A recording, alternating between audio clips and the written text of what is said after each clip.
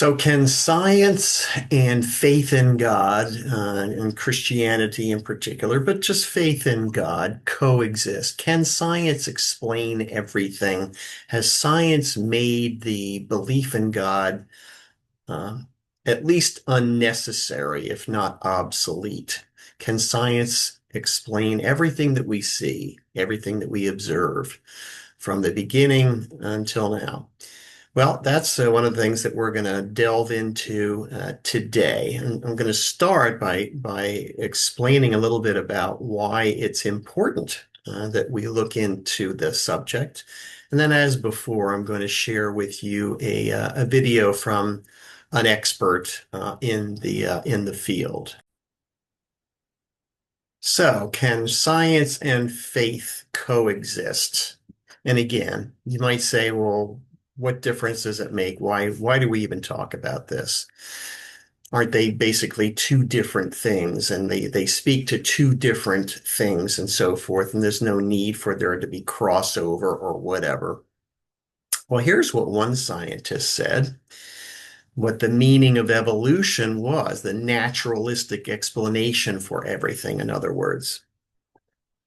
Quote, Christianity has fought, still fights, and will fight science to the desperate end over evolution. Because evolution destroys utterly and finally the very reason Jesus's earthly life was supposedly made necessary.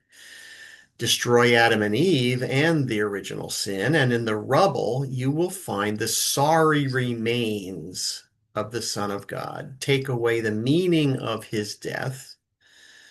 If Jesus was not the Redeemer who died for our sins, and this is what evolution means, then Christianity is nothing. In other words, science renders faith obsolete.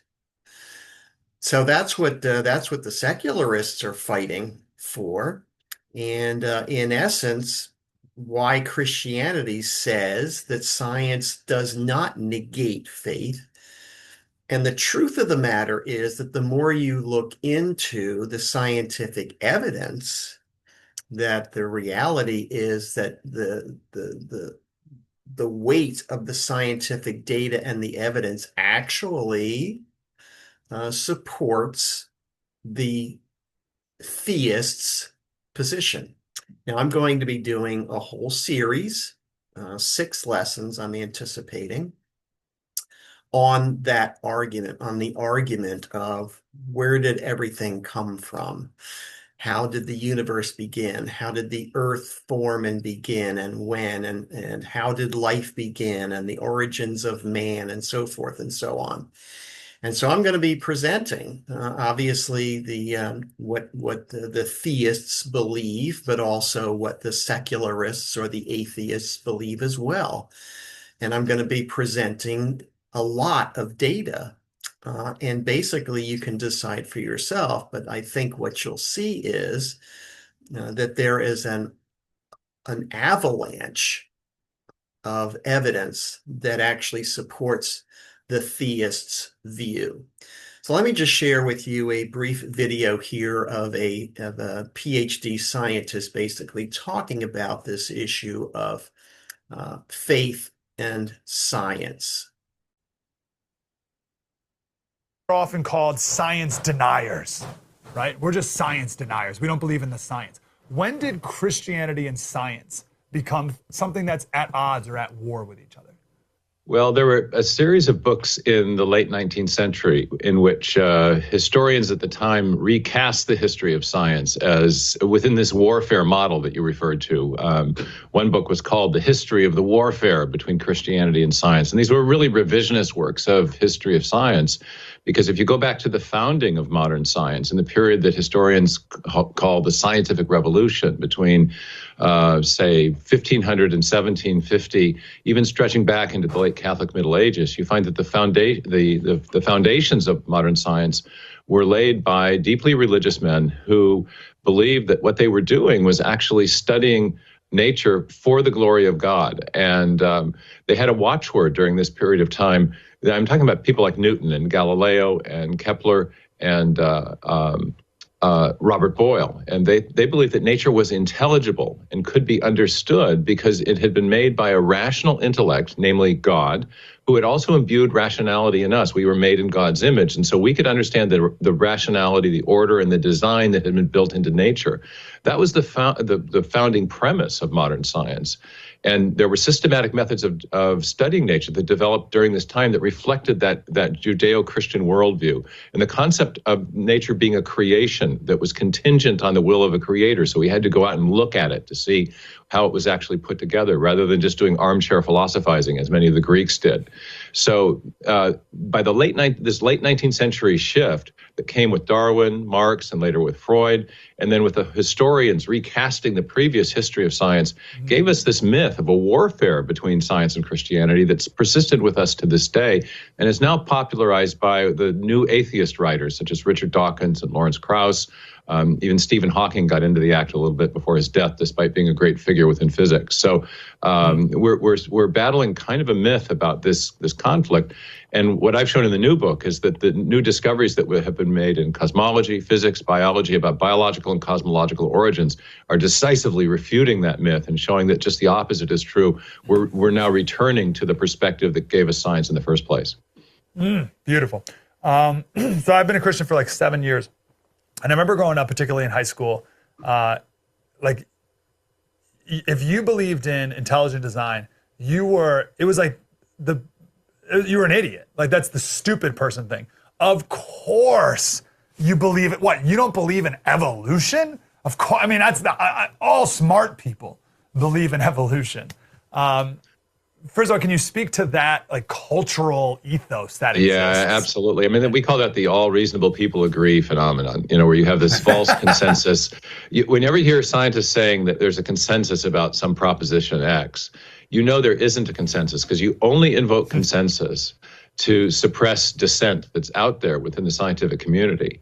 If there's a real consensus, you don't need to invoke a consensus. When no one doubts that H2O is the formula for water, so no one says that's the consensus. You only say that when there's actually a debate going on, and there's a spirited debate going on within evolutionary biology that people don't know about, and that debate is about the adequacy of the Darwinian mechanism of mutation and natural selection. I attended a conference in 2016 at the Royal Society in London.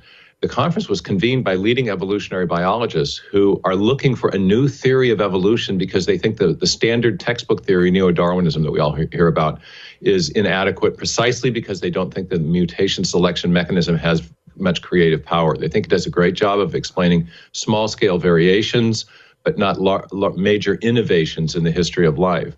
On the other side, the evidence for design is piling up. If you look inside the cell, you find little tiny miniature machines, rotary engines, sliding clamps, little robotic walking motor proteins that tow material along vesicles to designated places where the cell can use them. It's an automated factory, all run at the very most foundational level by digital code and a complex information storage, transmission, and processing system in every simple cell. And this screams design, and there's also a strong logic behind it because we know from our experience that whenever we see information, especially in a digital or alphabetic form, which is what we find in the DNA molecule, we always come, if we trace that information back to its ultimate source, we always come to a mind, not a material process. Bill Gates here in Seattle has said DNA is like a software program, but much more complex than any we've ever devised. Well, we know from experience that software always comes from programmers. And indeed, whenever we see information in a digital or alphabetic form, it always comes from a mind, whether we're talking about a paragraph in a book or a hieroglyphic inscription or information across a radio signal. The source of that is always intelligence. So the inference to intelligent design is based on our uniform and repeated experience, which is the foundation of all scientific knowledge. So you may have gotten ridiculed, but the basis of your sympathies for the idea, I think, are very strong. I learned from you what you referenced earlier, that there's so much doubt behind the scenes among the evolutionary biologists. Of course, in the front of the scenes, they couldn't be more confident. This needs to be Bill taught in Nye, the every science school. No guy, question. and the public spokespersons for science. I call them Darwin's public defenders. You know, they're out in front telling you that everything is fine. Don't look behind the curtain. You know, but Yeah. people who are in the field know that there are very serious problems, and that it's a 19th century idea, for goodness sakes, that was formulated before the information revolution, and it has not withstood what we have learned about the informational properties of living systems. What I've learned for you also is that the origin of species, Darwin's Origin of Species, never even attempts to describe the origin of species, right? It talks about evolution of beak lengths of different types of birds, but it never actually talks about the origin. And I saw it was Bill Stein's documentary about creationism. I'm sure you saw it. Who did he talk to? Was it Dawkins? Who, Right. Yeah. he Richard kept Dawkins digging and in an digging. interview Yeah, where did it come from? Go ahead. Yeah, with Ben Stein. Yeah, what he was getting at was the origin of the very first life, and you're right. Darwin never addressed that in the Origin of Species. He attempted to explain how new forms of life arose from simpler pre-existing forms, but never where the first form came from. And that's what my PhD research in Cambridge was on, the origin of life biology. And by the 1980s, this field had come to a state of almost complete impasse, because pretty much, as one of my dissertation supervisors told me, everyone in the field knows that everyone else's ideas aren't working, but they're not willing to admit it about their own. And the problem is, how do you explain this immense complexity of life that I was just describing, in particular, the informational complexity? It turns out that the basic chemical reactions that chemical evolutionary theorists have invoked don't move in a life-friendly direction. And so getting from chemistry to code turns out to be quite a trick. And no one has really figured out how that can happen without the active guidance of experimentalists or experimenters in the laboratory. And even there, we haven't built a full self-replicating DNA or RNA molecule. We've built some molecules that are somehow life relevant, but and only with the help of intelligent design. Sir, we have to run. I love Dawkins at the end of that. He's like, where did it come from? Where did it come from? Where did it come from? Where did that come from? And the best he could come up with at the end is, well, maybe aliens from an advanced society came and planted life on Earth and left. That's the best that Richard Dawkins can come up with. Mr. Meyer, I hate we have to run. Go ahead. Well, I was just going to say, I addressed that hypothesis, the alien designer hypothesis, in the new book, and showed that the God hypothesis is actually a much better explanation of the overall ensemble of evidence we have about biological and also cosmological origins. Where did the universe come from? No alien can explain that. Stephen Meyer, Return of the God Hypothesis, 3 scientific discoveries that reveal the mind behind the universe. Go buy the book right now. Sir,